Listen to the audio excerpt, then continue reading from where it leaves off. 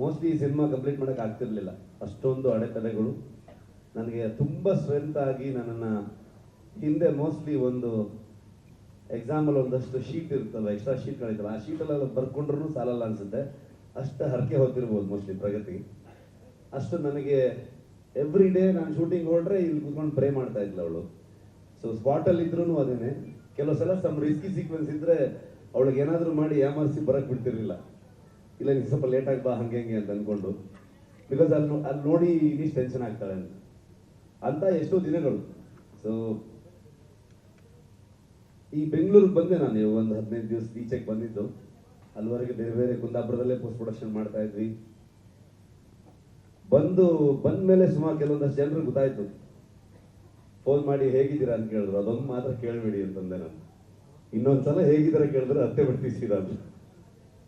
So ಆ ಥರದ ಒಂದು ಇಮೋಷನಲ್ ಜರ್ನಿನೂ ಕೂಡ ಹೌದು ನಮಗೆ.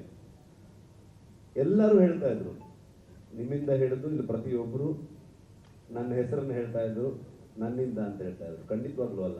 ನಮ್ಮ ವಿಜಯವಾಹಿನಿ ನ್ಯೂಸ್ ಚಾನೆಲ್ನಲ್ಲಿ ಪ್ರಮೋಷನ್, ಜಾಹೀರಾತು, ಅಡ್ವರ್ಟೈಸ್ಮೆಂಟ್ ನೀಡಲು ಸಂಪರ್ಕಿಸಿ 9535808456.